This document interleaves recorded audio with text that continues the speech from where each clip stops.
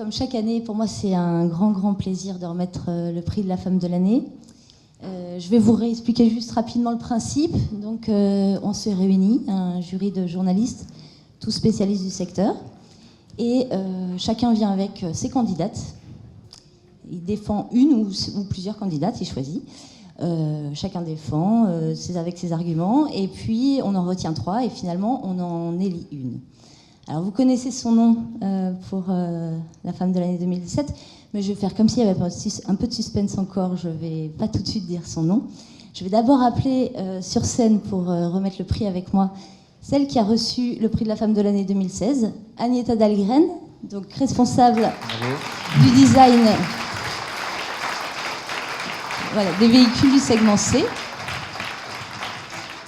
Responsable du design des véhicules du segment C de Renault et des véhicules électriques, c'est toujours ça, Agneta? Absolument, tout à fait. Tant mieux.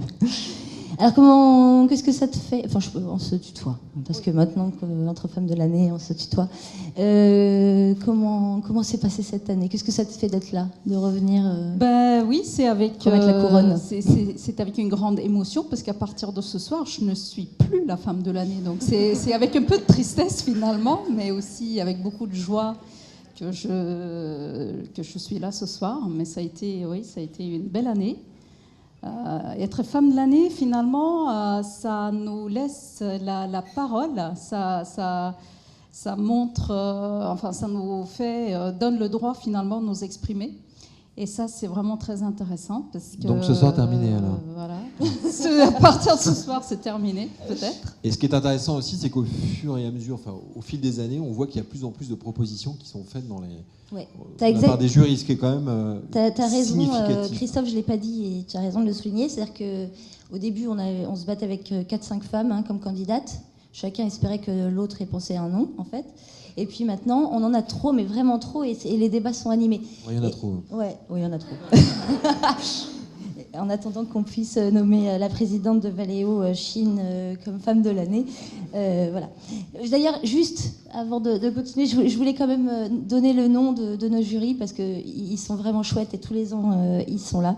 Alors, on a Denis Astagno de Radio France, Nabil Bourassi de La Tribune, Christophe Bourou, fidèle de RTL et toujours en retard, Louis Daubin de Kilomètre Entreprise, Pauline Ducamp de Top Gear, Jean-Pierre Jeunet de l'Argus, Alexandre Guillet du Journal de l'Automobile, Ali Amami du Mobiliste, qui est là ce soir, Florence Lagarde, Alexandra Legendre de l'Automobile Magazine, Jean-Rémy Maquia, qui est aujourd'hui indépendant, Laurent Meillot, qui s'occupe du Journal des ingénieurs automobiles, Brice Perrin de l'Autojournal, Tanguy Kemener de l'AFP et Caroline Ridet de The Pro. Voilà, je les remercie vivement. Alors juste, Agneta, est-ce qu'il y a des femmes de Renault qui sont venues te voir cette année pour te demander conseil un petit peu sur leur carrière? Pas tellement finalement, mais j'ai l'impression que... je ne sais pas si on ressent ce besoin. On a déjà un petit système des mentoring chez Renault, donc j'en fais partie auprès de jeunes filles, mais peut-être pas plus, puisque j'étais la femme de l'année cette année que d'autres années précédentes. Je pense que finalement, chez Renault, être une femme, j'ai pas l'impression qu'on le ressent comme étant un frein à la carrière. Mais parce que Renault a fait beaucoup de choses et Claire Martin agit beaucoup dans ce sens. Alors avant d'appeler notre super femme de l'année 2017, juste, tu peux nous dire sur quoi tu travailles en ce moment? Il y a du nouveau? Donc Mégane, Scénic, voiture électrique, beaucoup. Et dans les cartons? Ouais, c'est dans les cartons. Il y a des trucs dont tu plein de choses. Des belles choses. On est entre nous, c'est pour quand? Ouais, bientôt. Ayez patience, ça va venir. D'accord. Alors, je le fais, moi. Alors, cette année, on a élu une femme super. Enfin, tous les ans, elles sont vraiment super. Et cette année, vous allez voir, elle déménage. Elle s'appelle Saran Diakité Kava. Elle est Head of User, alors je le dis toujours très mal, Experience Customer, enfin l'UXCT de PSA, et en charge des IHM de PSA. Je l'appelle à nous rejoindre sur scène.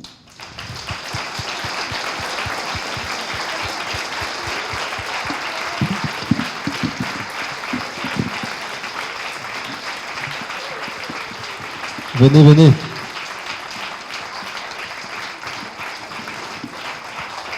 Ah, Saran ne vient pas seul. Jamais. Bravo. Vous amenez toutes vos copines, c'est sympa.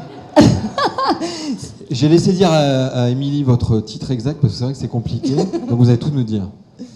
Allez-y, allez-y. Alors d'abord, c'est... Oups. Ah bah voilà, elles sont nombreuses.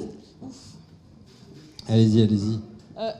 Alors, la femme de l'année chez PSA, ce sont les femmes de l'année que j'ai voulu sélectionner, si je peux me permettre. On a PSAisé la soirée, parce qu'on dit toujours Uberisé, mais on peut aussi PSAiser les choses. Et donc j'ai fait une petite sélection, tout le monde n'a pas pu venir, mais des femmes qui m'inspirent, des femmes de talent avec lesquelles je travaille tous les jours, donc je voulais leur dire, qui font un travail extraordinaire. Et effectivement, il y a beaucoup de femmes dans l'ombre qui n'ont pas toujours la parole. Et c'était aussi pour moi l'occasion de remercier les femmes de l'équipe UX City et consorts et partenaires qui font vraiment des miracles au quotidien. Alors on les applaudit. Bravo. Alors, Saran, je vais te remettre le trophée et peut-être faire une photo du coup avec ton équipe. Attends, voilà. Peut-être faire une photo avec ton équipe. Donc il y a plein de femmes en fait à la R&D de PSA, hein, finalement, Jacques Alchenbro. Il y a beaucoup de femmes à la R&D.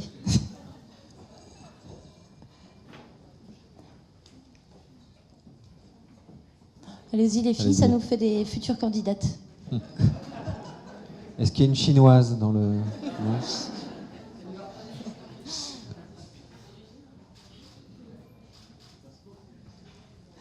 Merci beaucoup. Merci beaucoup. Agneta, tu restes avec nous? Peut-être...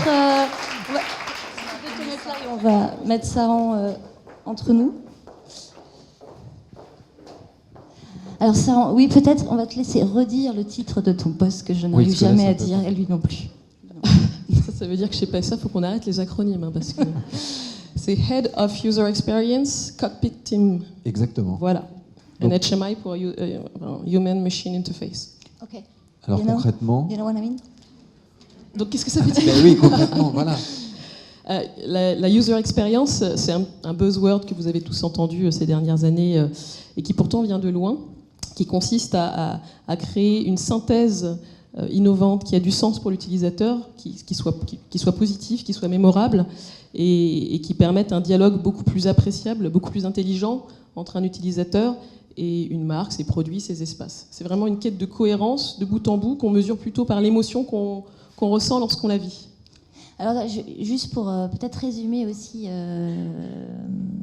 la raison pour laquelle on vous a élu, mais c'est pour aussi tout le reste, et aussi parce que vous avez une façon de travailler avec les équipes qui est formidable, qui est nouvelle, qui innove chez PSA. Et d'ailleurs, vous l'avez encore prouvé et illustré là, en les invitant à venir. On a dit dans le jury que vous étiez rock'n'roll. Voilà. Ouais, on a dit il y en a elle est qui est plus rock'n'roll que moi là-bas. Elle déménage. Alors juste, je vais faire un petit sondage. Est-ce que dans la salle, qui a conduit le nouveau Peugeot 3008? Qui a eu le plaisir de monter à bord du Peugeot 3008? Ouais. Donc vous avez découvert le nouveau e-cockpit du Peugeot 3008, n'est-ce pas? Ça vous a plu? Ceux qui ont levé les mains? Oui, oui. Eh bien, c'est à Saran et toutes ses équipes qu'on le doit. C'est à l'équipe qu'on le doit. Oui, mais peu importe, il faut bien quelqu'un qui dirige la barque et qui donne des directions. Alors, sur ce point, j'ai besoin de clarifier un petit peu, parce que même par, j'ai envie de dire, honnêteté intellectuelle, c'est toujours un peu délicat de se voir approprier comme ça la création d'un produit. L'automobile, c'est une machine lourde et compliquée à mettre en branle, mais qui avance malgré tout, et dont on ne peut pas s'approprier le résultat d'un produit à la fin. C'est vraiment un travail collectif qui dure des années, et où on se passe la balle, où on suit de bout en bout. Et le plateau UX City est un plateau relativement récent au sein du groupe PSA.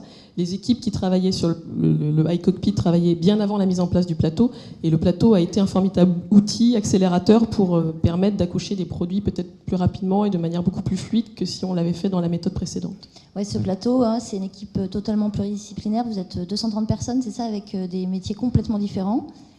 Et puis pas de bureau, pas de cloison, pas de bureau attitré. Vous travaillez tous ensemble. Esprit start-up un peu, non? Oui, tout à fait. Alors il y a notre directeur des talents et des ressources humaines de la R&D, qui en parlerait sûrement mieux que moi, puisqu'il a été aussi à la manœuvre pour mettre en place cette dynamique. Et effectivement, on parlait tout à l'heure d'attractivité avec Valeo, qui crée à la femme. Chez PSA, on essaye de créer un esprit, un état d'esprit qui est celui du groupe actuellement, d'entrepreneuriat, de collaboration, d'agilité très dynamique, et qui se manifeste aussi à travers les nouveaux aménagements qu'on a mis en place. Et le plateau était le premier. Alors, comme vous êtes la femme de l'année, vous n'échapperez pas au CV Express. Est-ce qu'en 2 mots, vous pouvez vous présenter? Qu'est-ce que vous avez fait avant? Qu'est-ce que vous faites? Juste, moi, et n'oubliez pas de dire, parce que j'y tiens beaucoup, qu'au départ, vous êtes musicienne. Ouais. Oui, c'était l'anecdote. Non, mais c'est pas une anecdote pour moi, parce qui n'en que ça est a pas du une. sens dans votre parcours. Mais tu as raison. Tu as raison. Je parle souvent de la musique, parce que la musique, c'est quelque chose qui m'inspire beaucoup, et on a chacun nos sources d'inspiration, nos loisirs. Bon, pour moi, c'est la musique. Et effectivement, j'ai démarré ma carrière dans la création par la musique au départ. Et pour la petite histoire, parce que je voulais qu'on voulait discuter un peu de ça, ça va faire une grosse digression, préparez-vous. Donc moi j'ai un parcours assez classique, conservatoire, piano, voilà. Et finalement, c'était une manière de découvrir une langue étrangère et puis d'apprendre à connaître les règles, à reproduire tout cela de manière très précise, très interprétée, etc. Et je m'amusais pas du tout en fait. C'était un peu comme un petit singe savant, vous voyez. Et à un moment donné, j'ai découvert le jazz, toujours dans un conservatoire, mais plutôt orienté jazz cette fois. Et là, j'ai découvert ce que c'était que jouer, de créer, de se tromper. C'est pas grave, ça peut faire partie du thème si on répète plusieurs fois l'erreur, on y croit. Et donc ce côté un peu quick test and learn et ce travail aussi en synthèse avec plein d'autres instruments que simplement son instrument de soliste, etc. Ça m'a permis de découvrir qu'on pouvait finalement faire de la création et s'amuser en travaillant, parce que c'était un peu du travail, hein, le conservatoire en classique, pour ceux qui en ont fait. Et donc cette approche-là, quelque part, c'est aussi une approche qu'on essaie de mettre en place dans la manière dont on s'anime au quotidien, avec des femmes dont certaines sont montées ici, qui ont parfois un humour au quotidien complètement délirant. Et ce jeu aussi, on l'amène dans les expériences concrètes pour les utilisateurs, pour leur amener toujours plus de plaisir, de manière très sérieuse. Hein, c'est un travail assez sérieux de créer du plaisir, notamment de conduire, mais sans forcément se prendre au sérieux. Donc on a nous vous chercher dans un club de jazz, non, c'est pas ça? Non, entre-temps, il y a eu... Un conservatoire. Ah oui, non, donc alors entre le conservatoire et PSA, qu'est-ce qui s'est passé? Voilà. Alors, donc j'ai fait une école de design et j'ai fait un diplôme en design sonore pour essayer de mixer création d'un côté et puis passion musicale, création de son de l'autre, qui était un peu exotique hein, dans cette école. Faire un diplôme de design sonore, c'est un peu étrange dans une école de design industriel, c'est très sérieuse. Et puis ensuite, j'ai travaillé à mon compte en France et à l'étranger. J'ai même été naturaliste dans un campement scientifique qui étudie les baleines à bosse en Patagonie pendant plusieurs mois. Quand on s'est dessiné, il y a plein de portes qui s'ouvrent à nous, puisqu'on a une espèce de langage assez universel qui permet de faire des choses complètement dingues. Et donc, voilà, j'ai travaillé à mon compte en agence pendant de nombreuses années, et j'ai rejoint le groupe PSA fin 2011. Mais ce qui est sympa, c'est qu'au départ, vous faisiez donc du design sonore, du design de l'interaction, mais c'est vous qui avez eu envie d'aller voir le secteur automobile. Pourquoi? Parce que c'est vous qui avez voulu changer de direction quand même. Qu'est-ce que vous vouliez apporter au secteur auto en fait? Alors, ça ne va pas plaire à tout le monde ce que je vais dire. Je préviens, je mets des petits guillemets. L'agence pour laquelle je travaillais, qui travaillait pour de nombreux grands comptes, qui s'appelle Troisième Œil, qui s'est fait racheter par Dassault Systèmes il y a quelques années de cela, m'avait mis dans une situation où je vais un peu réfléchir à should I stay or should I go, en fait, à ce moment-là. Et j'avais envie de changer d'univers, et parmi tous les univers que l'agence avait embrassés, et vraiment on avait embrassé très très très large, hein, du BTP jusqu'à l'aérospatial, en passant par la téléphonie, etc. J'avais pas du tout, jamais eu l'occasion de travailler dans l'automobile. Et je n'appréciais pas spécialement le domaine automobile, puisque on dirait pas parce que j'ai des talons, mais j'aime la moto. C'est le motard. Voilà. Et donc je m'étais dit, tiens, est-ce que j'irais pas justement dans un domaine qui n'est pas forcément mon inclinaison naturelle, pour voir si je peux pas, d'une manière ou d'une autre, influencer ce domaine, l'orienter peut-être un peu plus dans ma vision du monde un peu écologique. Et j'ai fait une proposition à Renault. Voilà. Et Renault, c'est bien parce qu'il y a plein de gens de Renault ici. Je ne veux pas me faire que des amis. Renault n'a pas forcément vu l'ambition, ou en tout cas saisi la proposition que j'avais faite sous la forme d'un dossier, etc., à sa juste mesure en tout cas, et m'a fait une proposition qui était bien en dessous de ce que je voulais apporter finalement à l'automobile. Et juste après avoir refusé du coup d'aller plus loin avec Renault, un chasseur de tête de PSA m'a contacté pendant mes vacances et m'a proposé un poste qui ressemblait vraiment, enfin une création de poste qui ressemblait vraiment à ce que j'avais mis dans le dossier pour Renault. C'était la création d'un laboratoire des nouveaux usages. Oui. C'est ça. Qui s'appelait UX Innovation. Entre ce que vous avez imaginé au départ et ce que vous avez fait concrètement, est-ce qu'il y a eu une grande différence? Est-ce que vous êtes déçu? Est-ce qu'au contraire vous êtes enthousiaste par rapport à votre idée de départ? Alors j'ai un niveau d'exigence tel que je suis jamais vraiment satisfaite. J'en connais beaucoup. Hein. Donc j'ai envie de dire non. Et en même temps, j'avais pas forcément les moyens. Enfin, il y avait toujours un petit écart entre les moyens et l'ambition, qui faisait que par rapport aux moyens qu'on m'a donnés, finalement, c'est pas si mal. Et puis il y a de nombreuses personnes dans le plateau UX City qui ont travaillé avec moi dans l'équipe Uxine ou en partenariat avec cette équipe à l'époque. Et je pense que peut-être qu'elles en témoigneront plus tard, mais j'ai l'impression qu'on a quand même fait tous ensemble du bon travail dans le contexte dans lequel on a mis ça en place. C'était quand même le moment de la crise, c'était pas forcément très évident. On a le sentiment que les constructeurs font de plus en plus appel à des petites structures, une sorte de petites start-up effectivement au sein de leurs entreprises. Est-ce que c'est le cas? Est-ce que c'est-à-dire que vous êtes indépendant? Est-ce que vous avez votre propre façon de fonctionner? Ou comment ça marche au quotidien?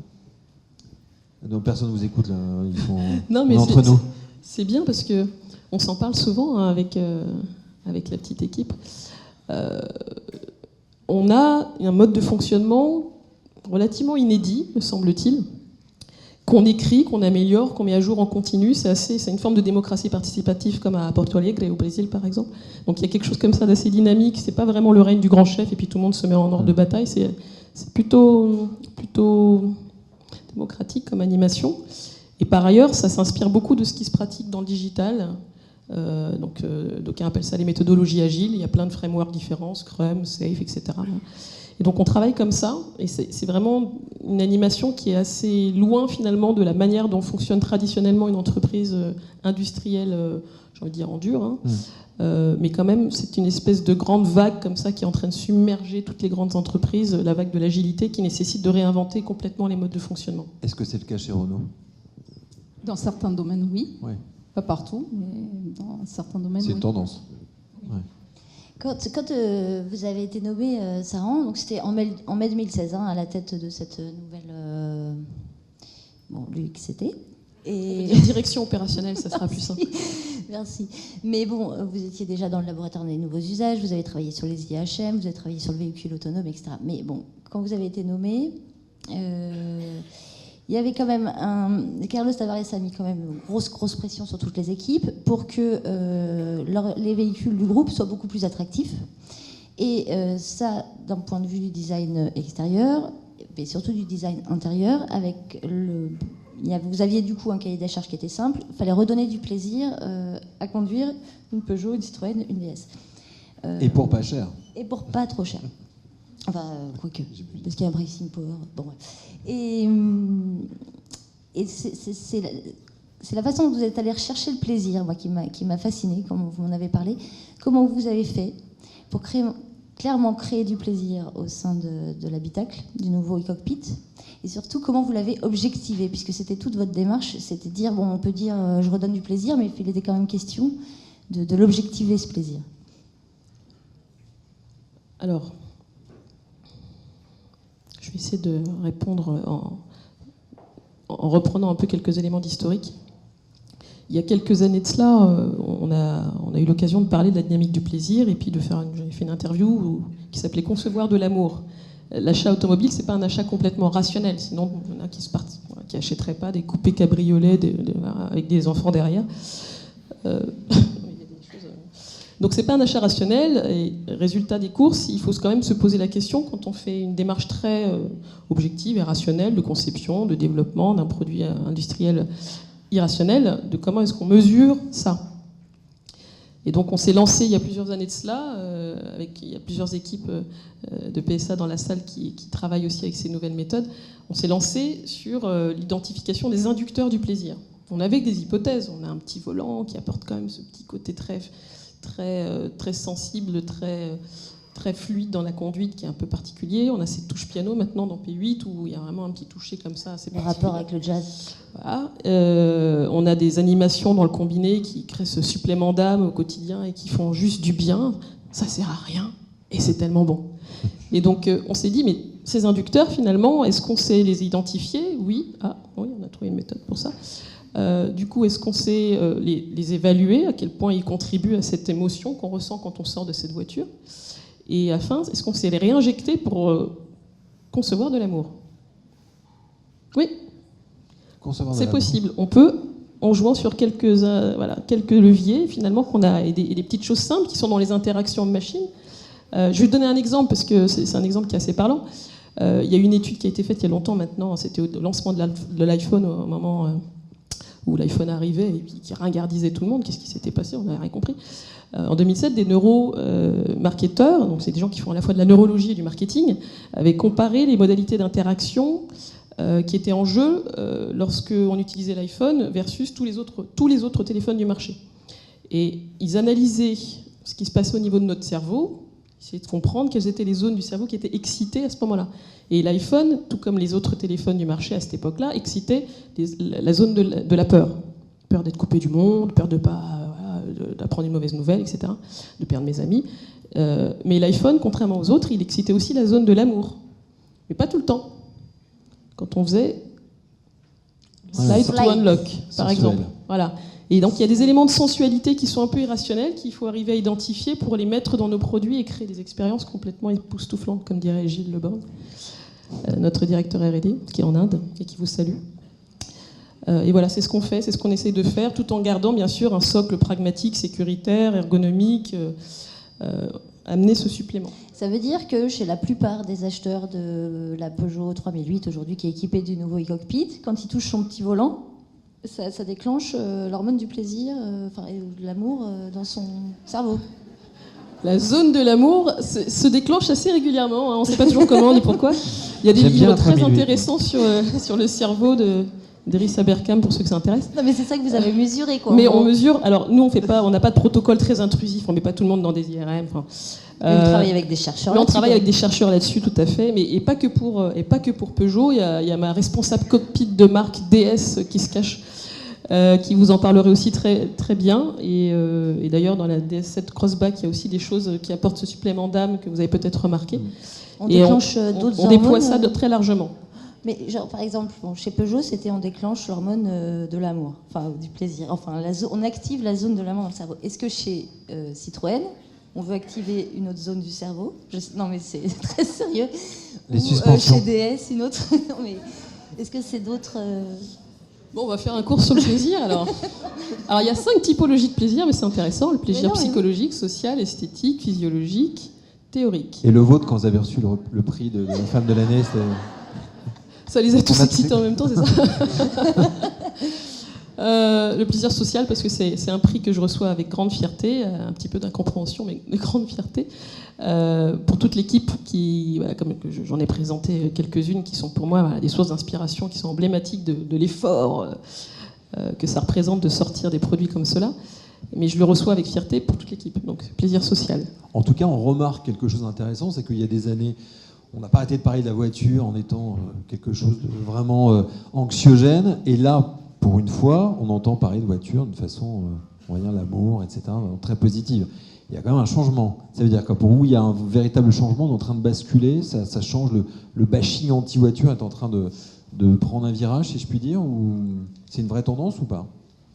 Alors, la user experience, donc... Ou là, je m'enflamme. Ouais, ok. Là, on a déclenché une hormone chez Donc on va parler un petit peu des chiffres du marché auto. Mais surtout pas. Il y a des gens beaucoup mieux placés que moi pour en parler ici. Non, la user experience, ça s'appuie sur 3 grandes dimensions. Utilité, voilà, on propose quelque chose qui sert quand même en tout cas, on est censé proposer une solution, une proposition de valeur. L'utilisabilité, cette proposition de valeur, il faut pouvoir s'en servir. Et puis le plaisir à l'usage. Et le plus souvent, on pense ergonomie et on s'arrête là. Oui, bien sûr, il en faut. Il y a toute une dimension complètement irrationnelle qu'il faut arriver aussi à apprivoiser et à canaliser, à réinjecter pour qu'au quotidien, il y ait vraiment du plaisir, que ce ne soit pas juste une galère, quoi. Agneta, vous partagez Oui, tout cette à fait. façon de Je trouve que c'est vraiment très intéressant. Mais ce qui me frappe le plus, c'est que je trouve que tu es vraiment un exemple d'un métier, je pense, qui n'existait pas il y a quelques années et qui aujourd'hui, il indique beaucoup de métiers à venir, on ne les connaît pas aujourd'hui. Voilà, je pense que c'est vraiment un très très bel exemple de ce type d'activité nouvelle. C'est vrai. Alors,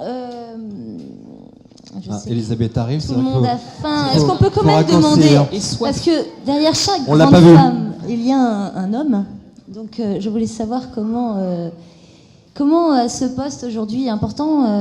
Sarah, vous managez vie personnelle et vie professionnelle sans tout dévoiler. Vous êtes la maman de 2 enfants. Voilà. Donc comment on manage ça ? Je cherche des yeux mon conjoint qui est peut-être caché quelque part, qu'il se montre, qui n'est peut-être pas arrivé. David, si tu es là, fais-moi un signe.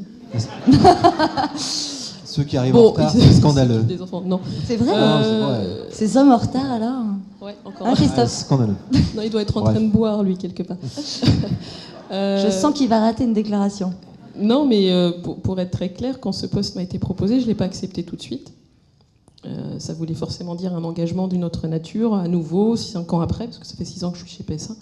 Et donc j'avais besoin qu'on prenne cette décision ensemble, et il a très gentiment décidé de démissionner. Et ce qui est très courageux, et voilà. Je pense que tout le monde ne le fait pas. Alors pas que, parce qu'il a du coup il a eu la possibilité de se remettre en freelance et de continuer à enseigner le dessin dans les écoles d'art et en plus faire son activité d'artiste. Mais du coup, il a décidé de démissionner pour amener plus de flexibilité pour la gestion du temps, les enfants. Et sans ça, c'était juste pas possible. Donc, c'était l'occasion, c'était la déclaration. Il n'y a personne pour entendre. Mais... On peut l'applaudir. Il est en tout cas applaudi.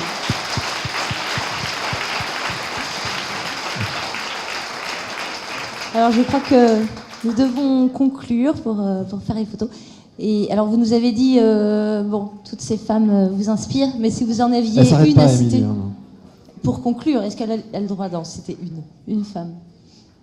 Alors, les femmes qui m'inspirent, j'en ai vu tout à l'heure, je fais peut-être la Sophie, Marjorie,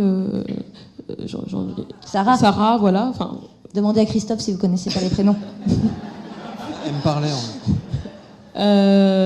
Voilà, et puis bien sûr toutes celles qui sont avec moi aujourd'hui et que je remercie d'être là.